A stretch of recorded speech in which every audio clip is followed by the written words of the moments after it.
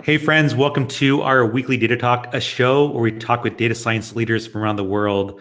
Today is a very special episode. It's something that I'm very passionate about. It's mental health.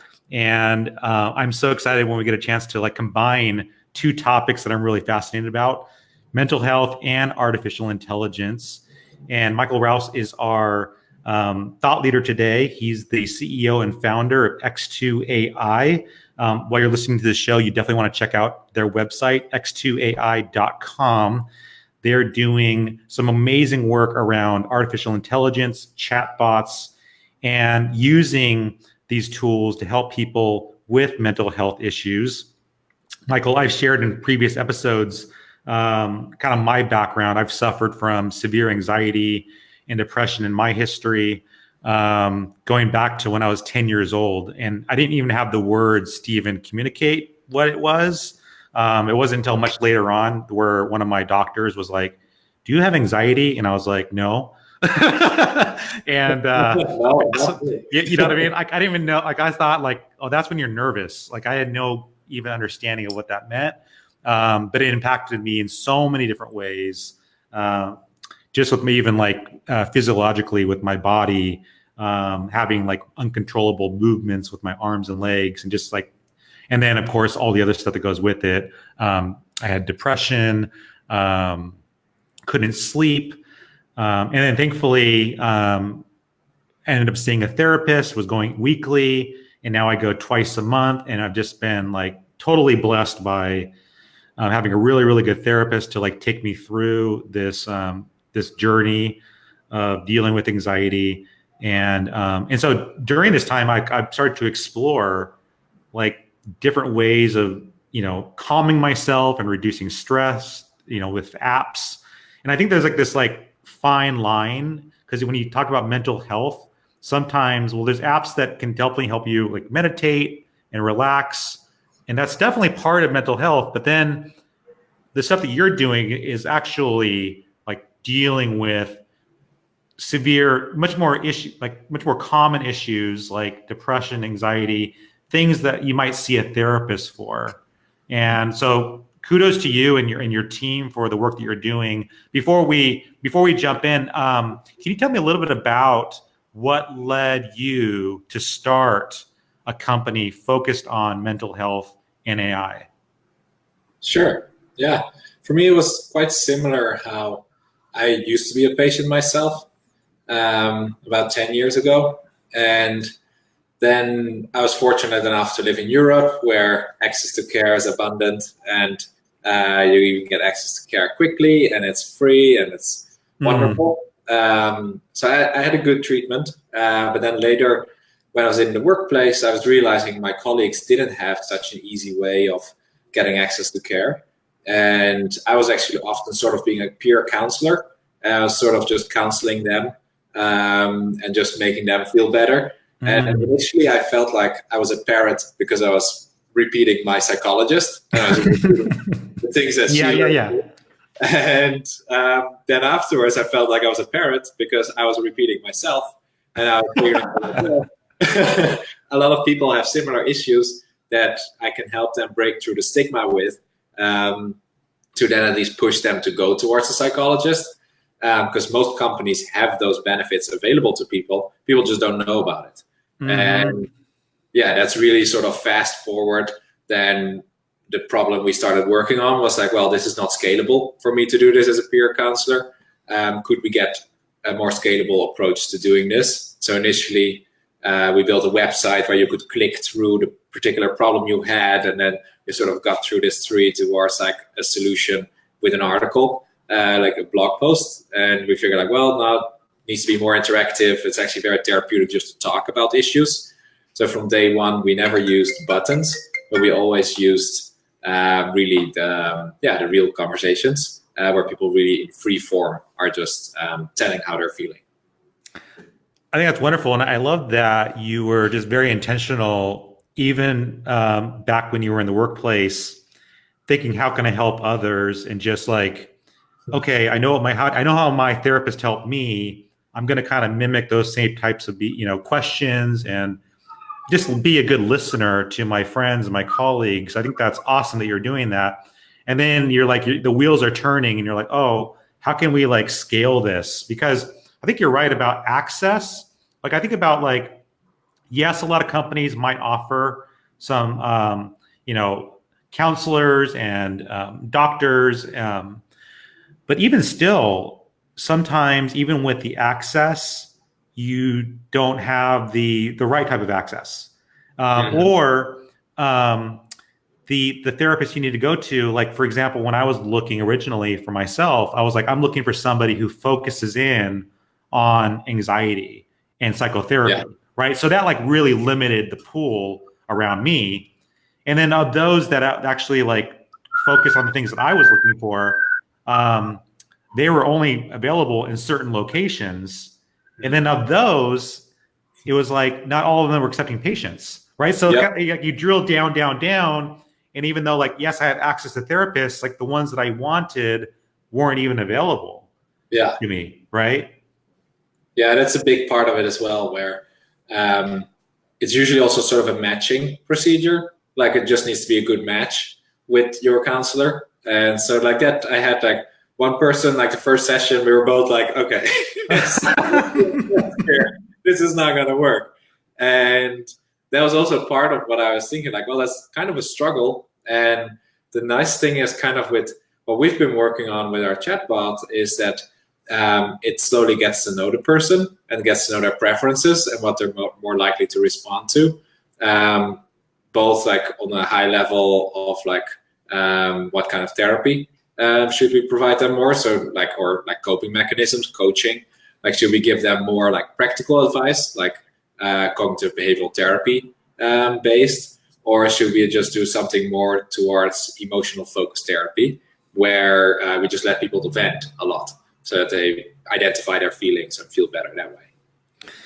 I like that because everybody's different, and even the way that we will cope or the types of tools that we need to cope are going to differ. Like, for example, my therapist would give me homework, and I'm like the worst. I'm like the worst person to give homework to because I'm like, yeah, I'll do that. And then like next time I meet up, it's like, did you do the homework? No, I totally did. I totally failed. So for me, like the venting and then like the processing, the talking through it is much more effective than me actually going to go journal. Like journaling is a lot of work and requires more, I don't know, it's just more work for me. So it's like, I'd rather not journal. I'd rather just talk about it. And so like having a bot that I can like interact with is easier for me. And also getting back to access, like sometimes like we don't all have the same time, right? Like some of us have kids, and then there's like, oh, to go to a therapist, you need to have daycare, you need to have a car, you need to be able to get to a certain location within business hours, right? And some of us don't have that luxury. So a chatbot can really help facilitate, like, especially for me, like sometimes when I'm suffering from anxiety, it's like middle of the night. Right. And that's like the perfect time to like be on in a chat bot and talk to somebody. Yeah, exactly. And we've had anecdotes of people who indeed, like, especially in the middle of the night, would be like chatting. And then with these chatbots, like one of them is called Tess, because we have different ones for different locations. In the Middle East, we have Karim, because there it had to be a man. But like Tess, like sounds like a woman. And the icon is also like a cartoon of a woman. So we had one anecdote of someone who was always very anxious and stressed. And he used to always bother his wife. And suddenly, first his wife was happy. She was like, "Oh, this is great! Like you're having better sleep and everything. This is fantastic." And then one night, like she woke up and she saw him texting with this lady named Tess, and they were playing bridge, like the card game. With the other seniors, and these other, like one of the people playing bridge with them was also called Tess, although it's quite an uncommon name. So actually like, what? It's like Tess from our bridge club. Like what? Like you're texting with her all night? Like, oh boy. That is so funny. So that's interesting too. So it's interesting that you have different names for different bots in different parts of the world. And one of the big topics around AI is around gender. and how you choose gender for a bot. And there's been some misuse of that. How did you like think through like gender for bots for different regions? Yeah. So initially we just got started with one. Yeah. We were a small company, and that's really when we started with Tess, because it was kind of a name that's not that common, so it wouldn't be normally confused with someone you know. Right. So we figured, like, okay, that's good to start off with. And then over the years after, like basically like over the course of the past 5 years, we started adding more different versions. So we have a caregiver-based version that has actually been white labeled and completely been created by our customer in Canada. That one is called ELIZbot. So you can even go off on Facebook, look for ELIZbot, ELIZZ, and bot, BOT. And they customize it for caregivers. So they made it available for free for anyone to support caregivers in the workplace. And that one is really one of the ones that is a real robot, like has a face of a robot even. But we have another one, Karim, we created for Syrian refugees to get at least some coaching, at least some relief of their symptoms of feeling mainly lonely and isolated from being removed from their family and being uprooted in such a way. And that one had to be Karim, we realized, because we did user interviews and they were saying like, well, in our country, if you go to the doctor, you go talk to someone with a psychiatry license, and that has to be a man. That was like the summary of the feedback. And we were like, okay, well, I'm not sure we entirely agree with that, but they said like, well, if you want people to take the advice seriously, you need to put a picture of a man there. So that's what we did there. And we really had to customize it because we were working with the leaders of the refugee camps. So they said like, that's our requirement for you to roll it out. So we're like, okay, well, if we have to do that for now, then that's fine. But sooner or later, we'll make sure there's a sister as well, thanks to the brother. I love that your approach to being culturally sensitive, doing the research, finding out from the community the type of gender that would be appropriate for them, or no gender at all, as like a way in, and then as you begin to work within that community, you can begin to offer genderless bots, or if you feel more comfortable talking to a woman or a male, like you can decide. But I do like your approach of just reaching out to the community and finding out, okay, for just being culturally sensitive. I think that's the most important part. Yeah. And for example, in Kenya, the nonprofit work that we do, because we have a foundation as well, X2 Foundation, and that is able to sponsor nonprofit work. And in that way, we're working with Duke University to create a version that's called Zuri, Zuri. And that one is focused on postpartum depression, educating young mothers of how to care for their children. It's actually live and in use right now by text message. So on the good old Nokia phone, they can use it. Yeah. Oh, I love that. I love that. How have you been deciding on which issues to kind of tackle? Because there's so many that are out there, and I love the fact that you're like looking at different regions that maybe don't have access to even a therapist, and you're like, oh, here's an issue that we can actually work on with AI and help a region that doesn't even have access to therapists. How are you deciding on the regions and then the type of mental care to help with? Yeah. One of my favorite terms from business school was leapfrogging. And that's really like, if we are able to do some of that, then that's great, because we create the biggest amount of value. So that's always what we're looking at. How can we create the biggest amount of value for the population that we're trying to help? And in general, really, our population that we're trying to serve is everyone around the world. And we're based in San Francisco. So we focus around this region and like the US a lot, because that's also where our paying customers are. But in that way, we can often make it in a way where the paying customers are okay with also giving it out for free to family members or dependents. And in that way, we also have like our customers range from healthcare to employers. And definitely what we see is they have different value that we create for them.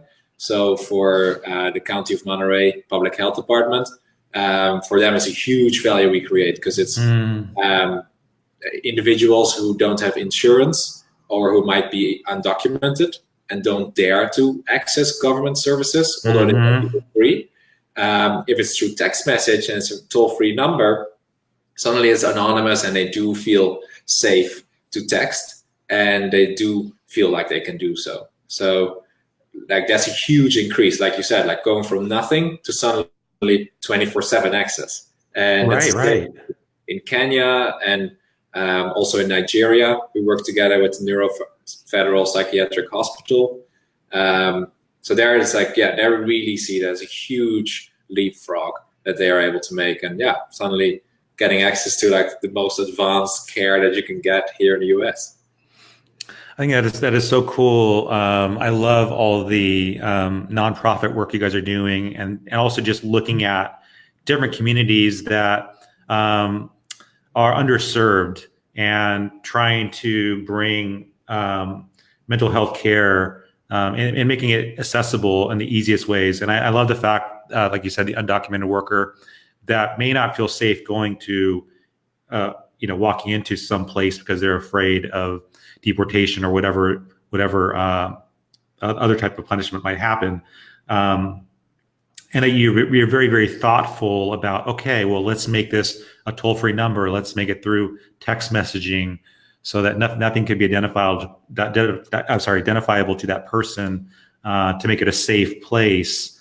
I think that's a beautiful way to handle it. What has been, so as you've been going through this process of providing mental health care through these different online services, a big area of concern for any company is really the data, right? And I think about even with the apps I've tested out around mental health care, the data that I'm putting in about myself, sometimes I just don't know like where that data is going to be going, how it's going to be used. And I'm kind of curious about someone who is, a company that's going to be hiring X2AI to provide mental health care to their employees. How do you kind of talk with them about how the data is leveraged? Yeah, we always go off of the principle of as little data as possible. So for us, like we're totally fine with deleting all the data after the conversation or at night. And then what we would do is we would just keep a set of parameters. So instead of remembering every word you have said, it just remembers the interaction and what kind of personality you have. It's kind of the analogy. So that's usually what we push for. But then the employers, they say like, well, we do want to know of our 10,000 employees, of our 100,000 employees, how many people took a screener for looking at depression and how many people were positive on that screener. Like we want to reach out to those people. And in that case, we said, like, sure, then we'll make a custom privacy policy for you. And then we'll also summarize that custom privacy policy before people start chatting. So the first or the second message is always privacy policy, and then what to do in case of emergency as well.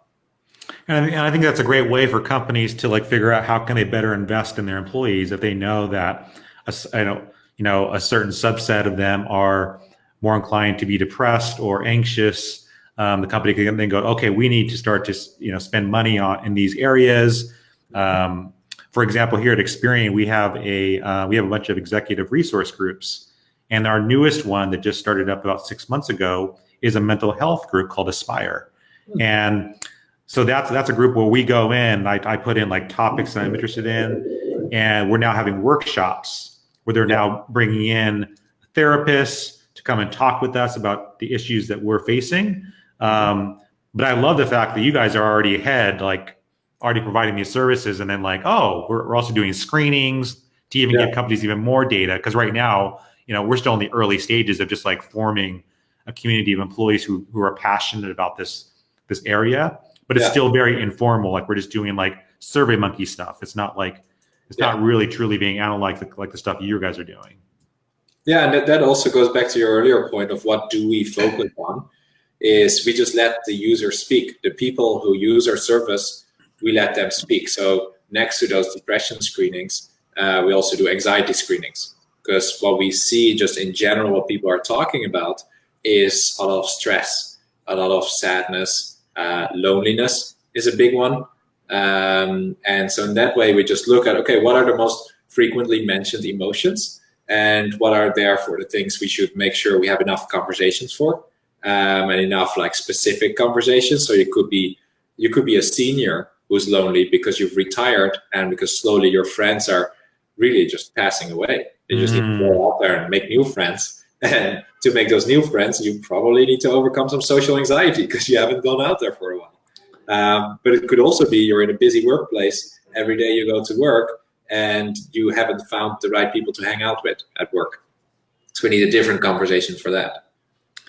That's right. And I think also what I like about mental health bots is that these types of assessments can happen all the time. They can be very, very regular, where there could be quick check-ins about how nervous are you, how anxious are you right now on a scale of 1 to 10. Like those assessments can happen regularly versus, when you do see a therapist, like you might do a real, a big survey like once a year. Yeah. There's always check-ins, but like the bigger surveys are happening once a year.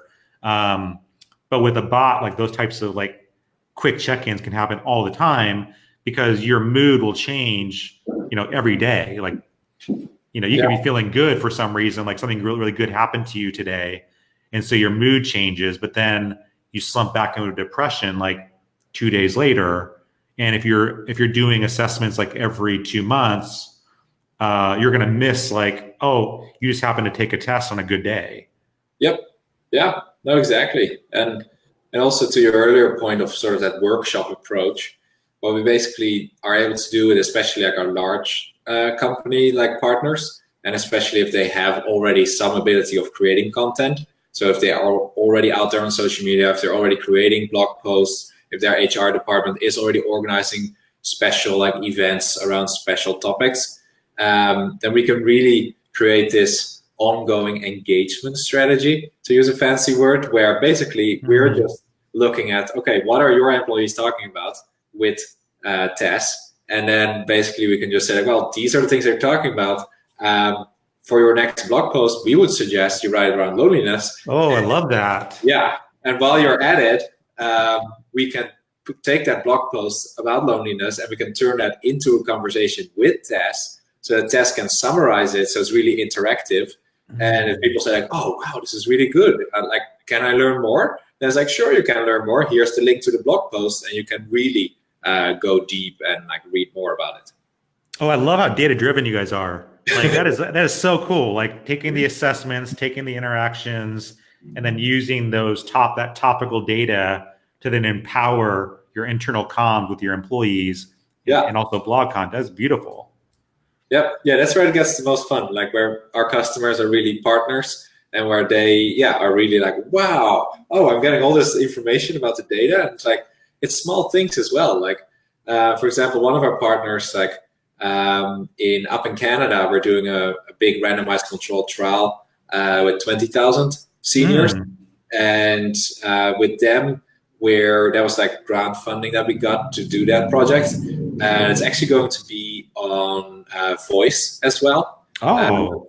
So it's going to be on Google Home for sure. And Alexa, we have to see, just because the budget, like if we buy in bulk, we get discounts. So Google Home and Alexa, business developer guys out there, let us know if you give us a better discount. But that's a big group of people. And it's definitely going to show like, hey, this is really the next step. And it's together with one of our healthcare customers, where they've developed the content together with some other specialists. And it's really content around loneliness and social isolation. And to show you how granular it can get, the strategies is we have a conversation around, well, maybe you can just meet up with a friend. And then like people will have reasons why they cannot do so. And we use motivational interviewing approach to figure out what those reasons are, so we can give reasons to circumvent. But some things are really just like, well, I live in a dangerous neighborhood, drug activity outside of my door. If that's the case, it's not like the magical AI is going to come up with an answer. Right. Our content developers who then would say like, oh, okay, well, in the original blog post, we advise people to go for a walk, but if it's too unsafe outside for the conversation, we should probably add, oh, in that case, maybe call a friend or maybe go out. Is there a safe time during the day that you can go out? That's right. That's so true. And I love how you're thinking through all those different ways, because it's like, yeah, when I see a lot of blog posts about dealing with stress or anxiety, you will get some generic things that you can do, but you're right. Like that's not practical for everybody. It depends on where you live. It depends on the region you're in, the culture, the season, like all that mixes in and makes it more, difficult. Some of the generic advice isn't that helpful. Yeah. Exactly. So it gets down to like you said, all those data points that are really unique to that individual, really, really important. Do you see, like, especially with the work that you guys are doing with X2AI, like more integration in with other apps, like on our phones? Because like, I think about like, for example, like, okay, so I exercise and I use Strava when I go biking. I use YouTube when I want to watch comedies and just to relax. I use Spotify, listening music when I'm, to relax, whatever. But there's like, and also like, our iPhones like tracking our sleeping patterns too. And also like with GPS, when I go to the gym. So like there's all these like other data points that can influence, right, our attitudes, our emotions, and they could also be signals to depression. Like if all of a sudden I stop doing those normal things, like going to the gym twice a week, or even like watching my comedies on YouTube or whatever it is, like all of a sudden, like those are signals that the mental health bot could be like, oh, something's off here. Like the regular pattern that Mike does, it's been interrupted. Are you guys looking into like other data points to be able to pull in to help make a bigger picture? I always say everyone is our friend, and in that way, like we indeed, like for example, meetups.com is a really good one for loneliness to refer. And so that's really like with regards to resources. Some of our partners, one of them is United Ways. So they in the US like offer a lot of support for housing issues, tax refunds. Getting like small tax breaks so that they can get some more money to spend, food stamps, and like all of these other things. So those are the main things right now that we're focusing on, just like giving people more access to more things they didn't know they should get access to. And also, like you said, like, mindfulness. We have a couple of conversations around mindfulness.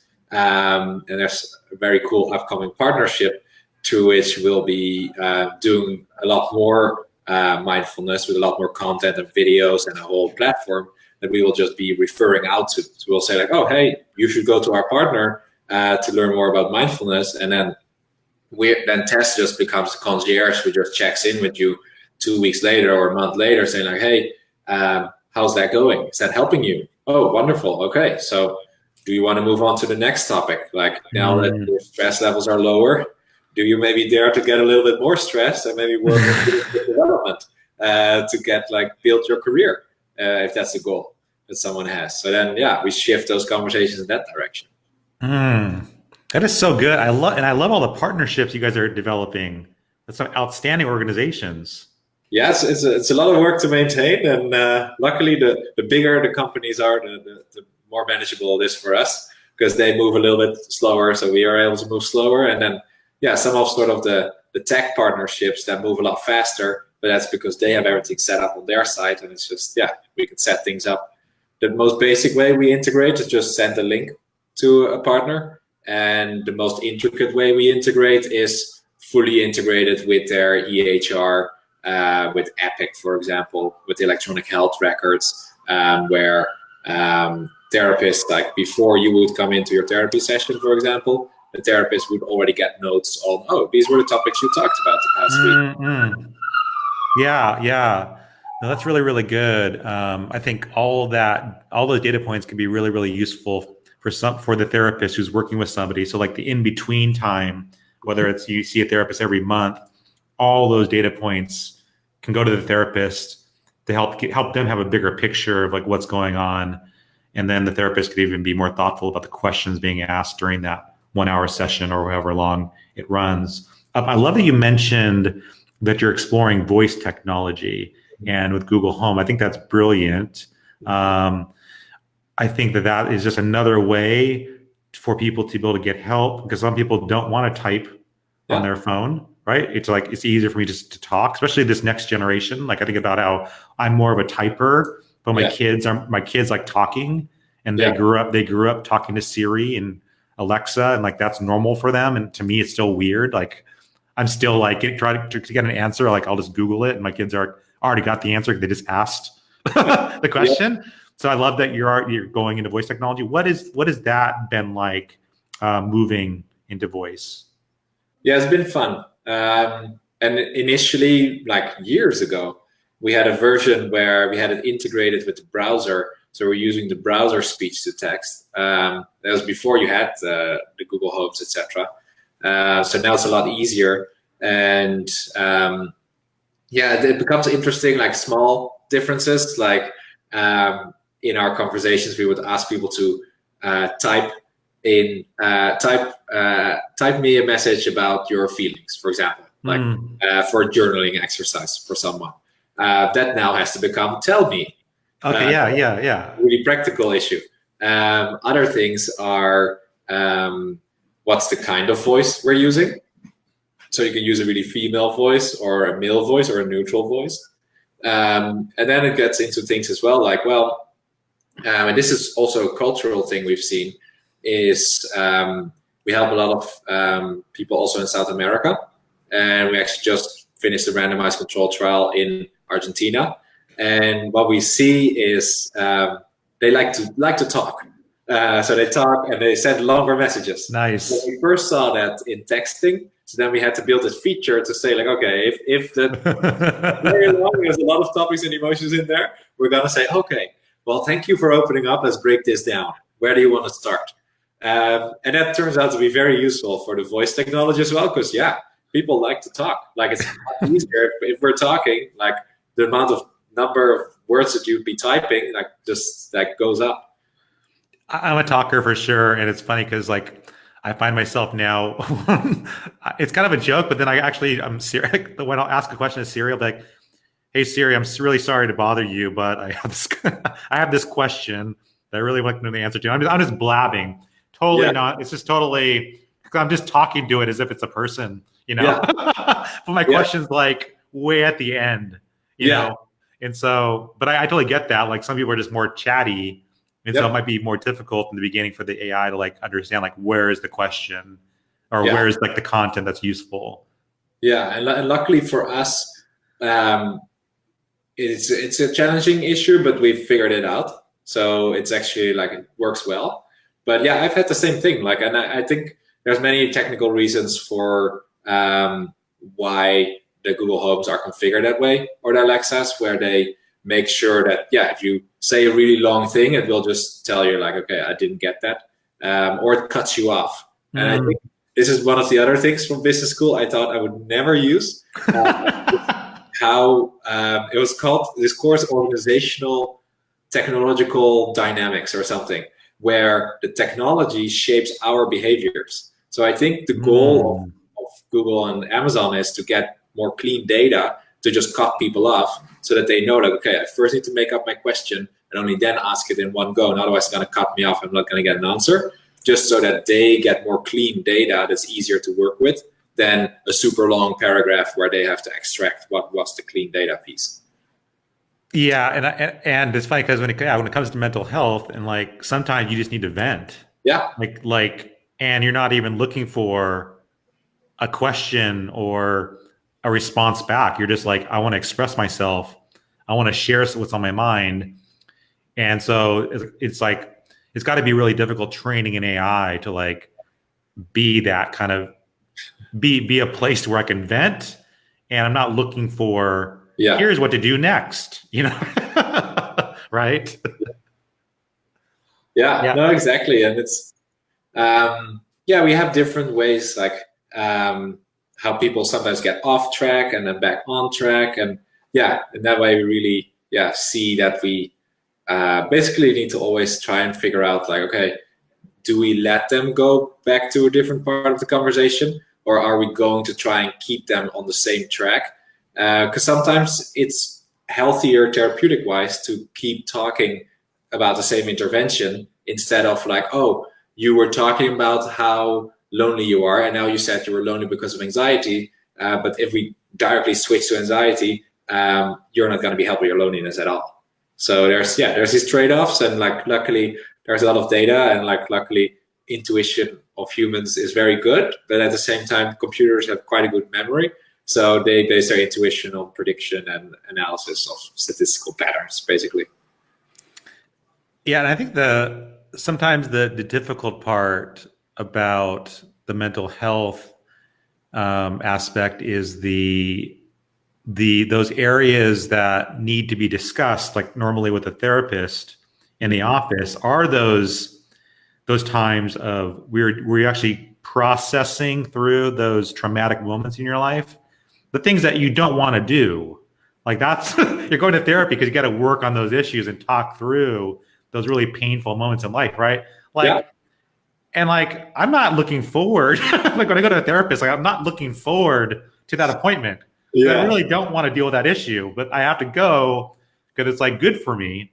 Yeah. And I think that's also the hard thing with a mental health bot, because like to truly be helpful, aside from doing the check-ins and seeing how you're doing and offering some tips on how you can help to, calm yourself, coping mechanisms, it's that the hard work of mental health, which is like, let's talk about, or can you share more about that traumatic experience? Like, really? I got to talk about this? Yeah. And that's really where the other piece of our business comes in with our research partnerships.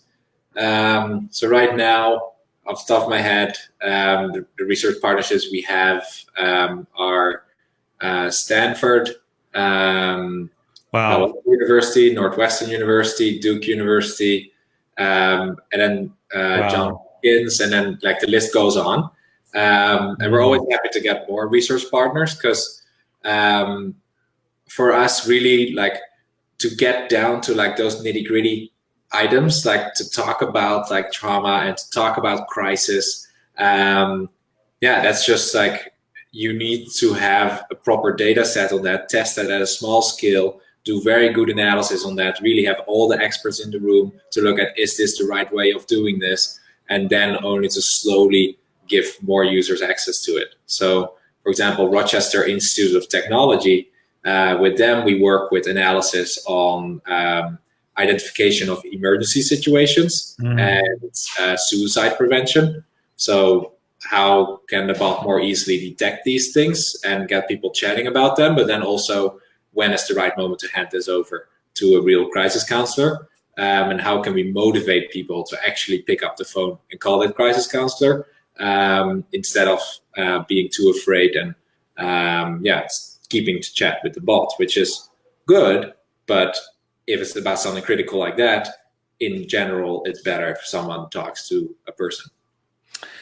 Well, like I said, I love the fact that you've partnered with all these amazing organizations and also academic institutions to make sure that the help you're providing is research-based, it's scientific. This isn't just stuff you're making up and just thinking, oh, this is a nice idea on how we can handle it. No, like you're going to Stanford, the top academic institutions, and talking to researchers. And I know you even have a therapist on staff at your company to make sure that the advice, the way that you're handling these issues is evidence-based, it's research-based, so that people are truly getting help. And I love also that you are being very thoughtful about, okay, what do we do about these very sensitive and serious issues where someone feels suicidal and the bot is detecting suicidal behavior.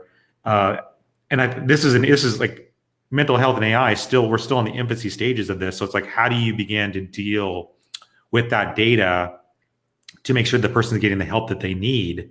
Yeah. And I shared this story, Michael, I don't know, maybe 10 weeks ago, where my son, I was sharing with him there was a mental health bot that I was playing with, and I gave it to my son. He's 10, and he was kind of playing around with it. And I said, yeah, chat with it. Just, I was just kind of curious what he would do. And I don't know how it happened, but it turned into like the bot thought I was suicidal, and immediately like recommended that I call the suicide prevention hotline. It kind of came up. And so I was like, oh, wow. Like, and I was able to like fix it and knew that I wasn't suicidal, but I was like, oh, wow, that was good that it was doing that. But I was like, gee whiz, like these, like the type of data that you're collecting is really, really serious. If someone's suicidal, like we got to like make sure that the right people are being contacted, and there's a lot of other, regulations and rules and how that's handled. And I don't think there's a perfect solution yet. I think everyone's trying to work it out. There's still the ethics behind all of it and the laws, or how you deal with that data. It's very complicated. Yeah. And that's why like we've been doing this for a long time. And we were kind of the first mover after ELIZA back at MIT in the 60s. Start like saying like, yeah, this could really help people having a mental health chatbot. So really, from the start, we've always looked at ethics very seriously. So we have an ethics board of both practitioners, professors, psychiatrists, psychologists, but also industry leaders, to really make sure that, we have a system in place to answer those difficult questions of, well, what do you do if someone starts talking about crisis? Do you cut them off and say, this is not for crisis, here's the number, bye? Is that ethical? Maybe not. Maybe we have to at least say like, well, here's the number you should contact.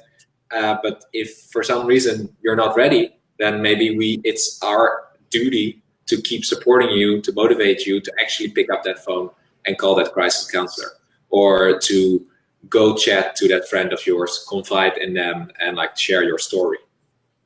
That's right. Because like you're saying, I think as your company grows and as more people begin to use these mental health bots, it'll be interesting to see how I think people we all feel like less judged talking with a bot, right? Like we'll say things to a bot, or even Google. We'll type in things that we might not ask another person because we feel like we're not going to be judged by going into this interface as a bot. And so it'll be interesting to see as more and more people begin to use bots and mental health bots, like you'll get more signals, right, of like people saying what's really on their mind, how they're really feeling, that they may not even tell if they had a therapist that they're meeting with regularly. They may not even tell the therapist because they'll feel like, I know they're not supposed to judge me, but they're going to judge me. So I'm not even going to share this thought with them. But with a bot, like it's a bot. I'll say what's on my mind. I'm gonna say this thing that I really feel, and see what it says back. But then like you said, like there's all these other ethics that come into play. And like that, like it can help people to have more communication. Like if I'm seeing you on video, I see how you respond. So I like on the go, I'm probably like shaping my responses slightly differently, which could be very good. Like if you have to work through something like trauma and like you need a push and you need someone to be there to judge and to show you like, no, actually that's fine. Like you're talking about this and you're ashamed of it, but this is actually totally fine. Like sometimes you need that feedback loop to solve bigger problems. And at the same time, what we've seen, and like through our research partnerships, we're focusing also more on conversations that go beyond coaching and sort of giving in the moment tips, but also really around like, well, maybe you want to explore your personality a bit more and explore different things about your personality. Well, maybe you want to look a bit at the past, how that's shaped you.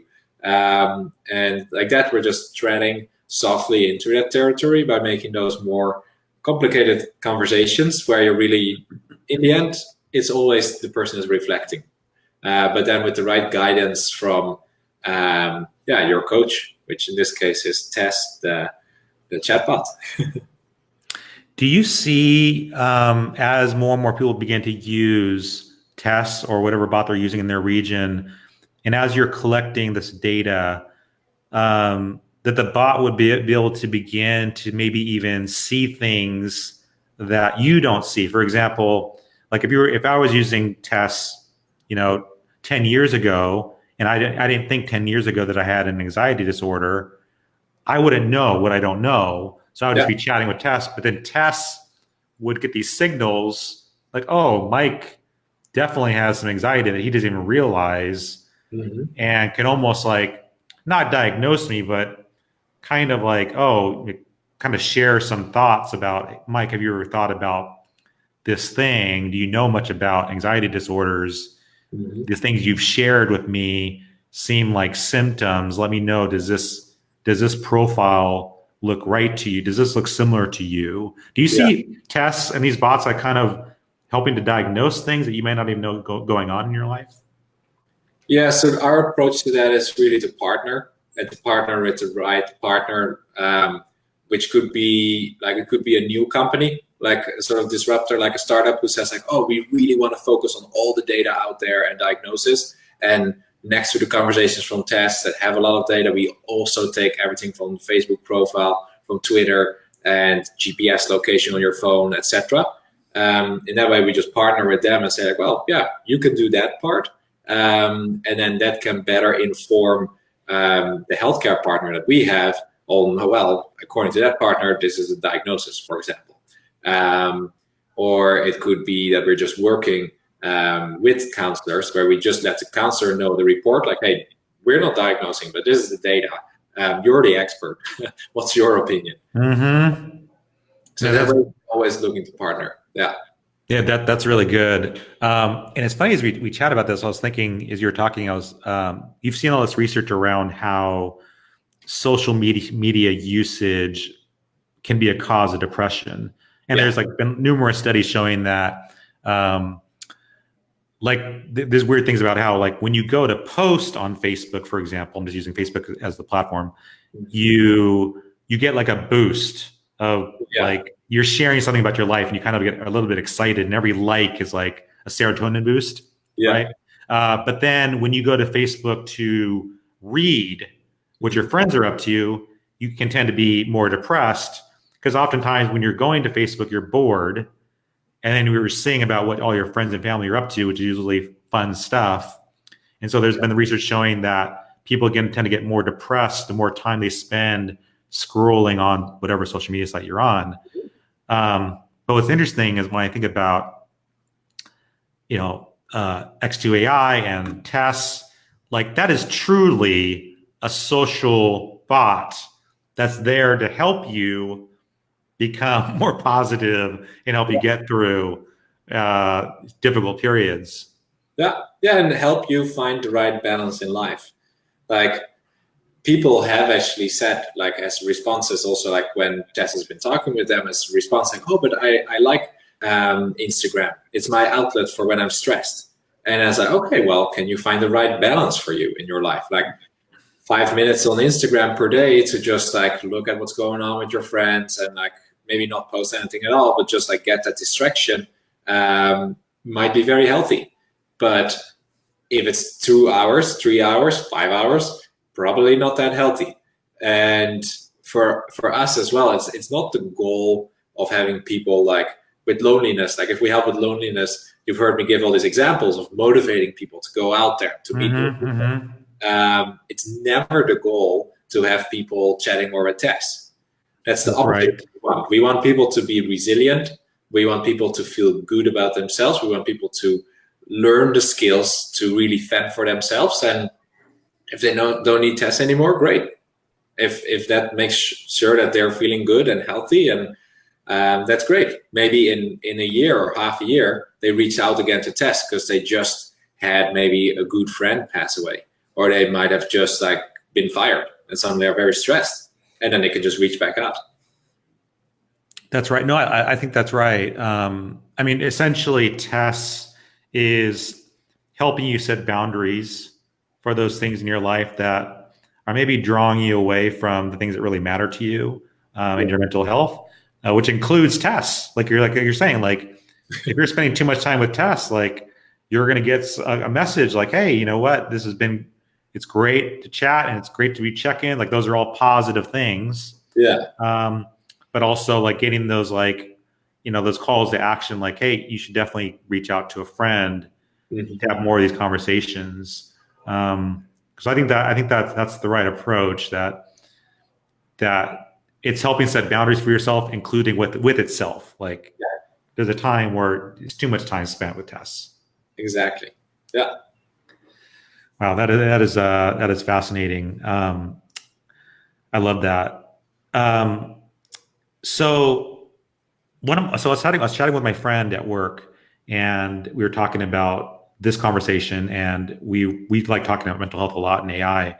And I said, let me know if you have any questions for this chat. And so she sent me like a very thoughtful question. So I want to read it to you as she said it to me. And it actually goes into something you already mentioned around culture and AI. But let me read her question, or I'm sorry, what she said to me. She said, personally, part of what makes me seeking out help with my mental health is the fact that I, as well as a lot of other people, rely heavily on my mental health care provider being culturally competent, meaning understanding the essential role that culture plays in life and health, and being able to use that meet my unique needs.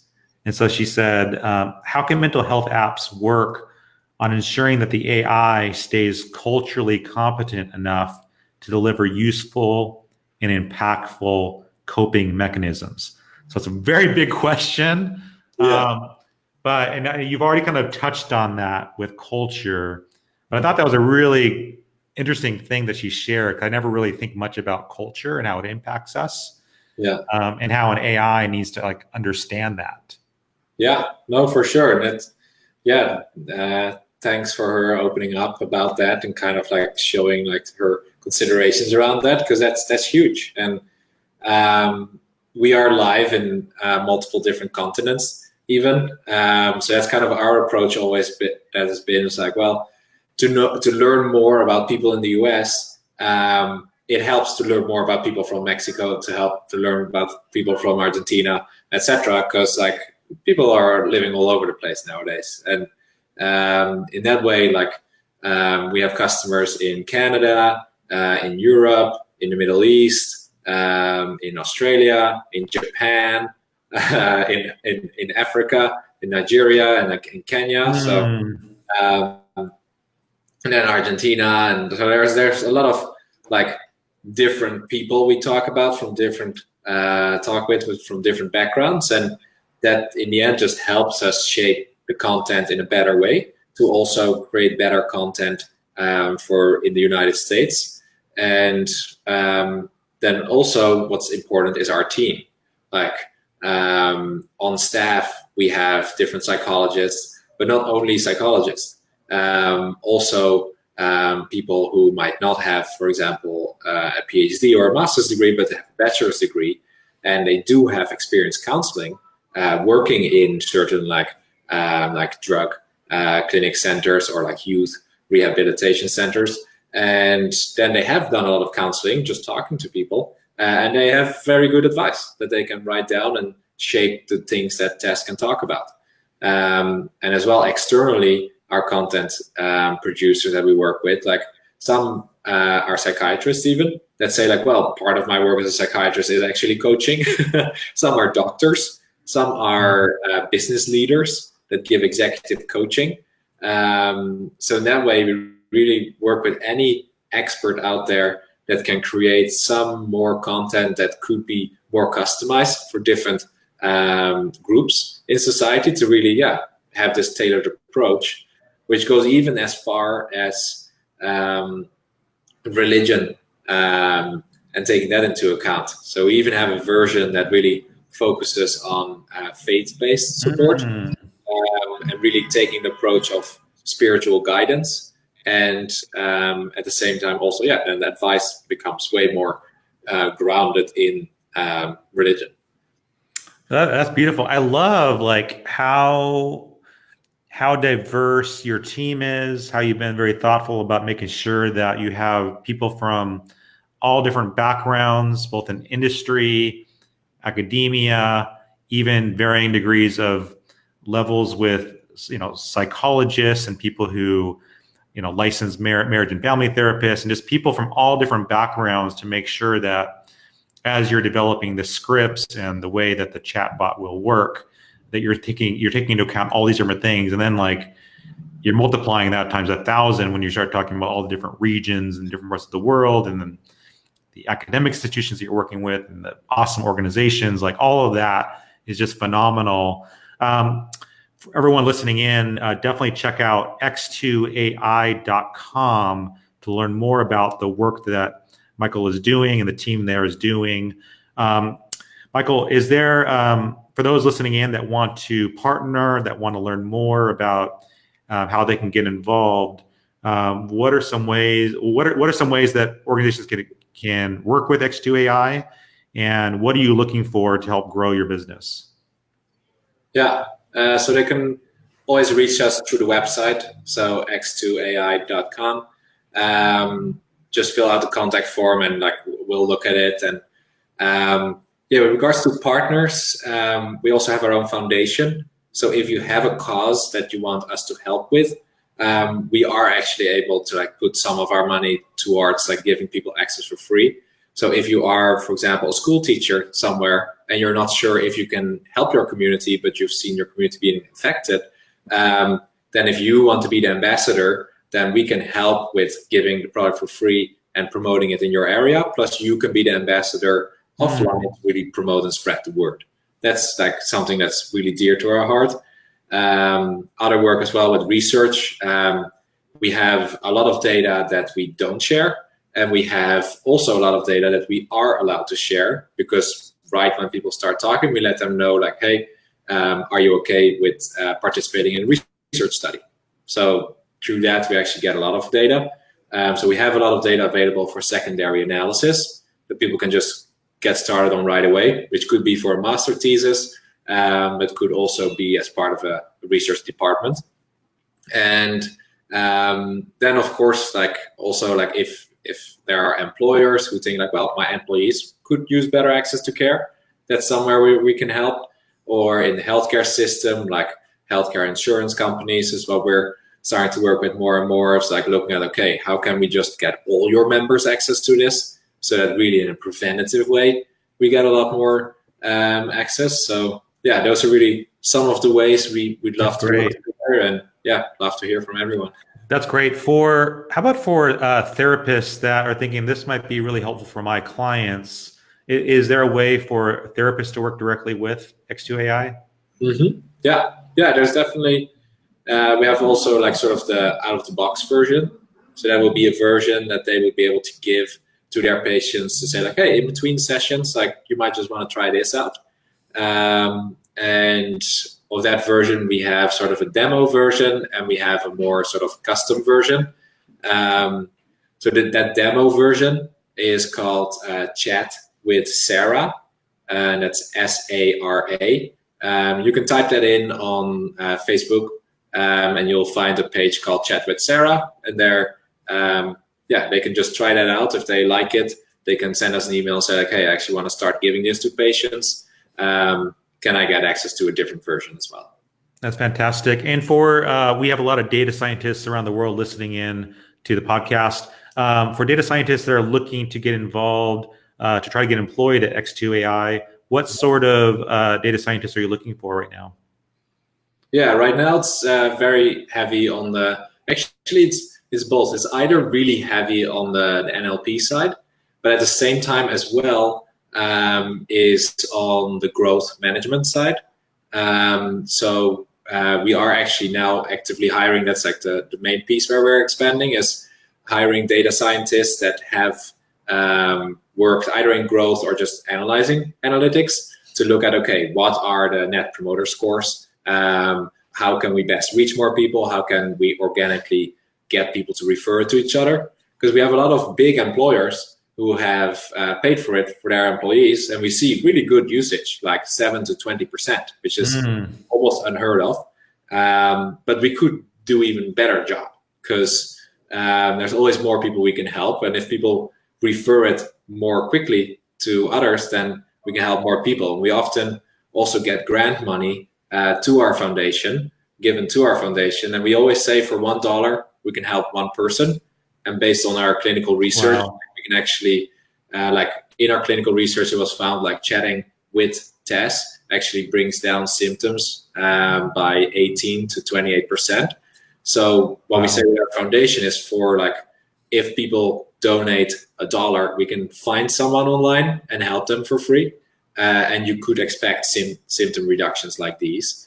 So that's what we're looking at. Like, we're like soon going to be publishing that new website of the foundation where people could also start donating $10 to help like 10 people, or they could donate $100 like for 100 people. But also like big foundations could donate $200,000.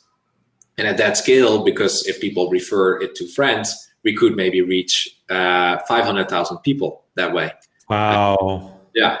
So that's the kind of growth manager / engineer / data scientist we're looking for. Someone who's analyzed the data, knows like where we should focus on, and also looks at like, well, promotions like online, like how should we promote things so that more people get access to it for free. It's brilliant.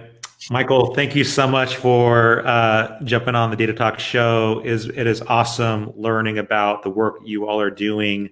Again, friends, check out x2ai.com to learn more about the different services, different ways you can get involved. And also, like Michael said, if you are a data scientist looking for work, they have jobs available. So definitely check it out. Michael, thank you again for being our guest today. My pleasure. Thanks for inviting me. And thanks for everyone like listening. Yeah. Thank you so much.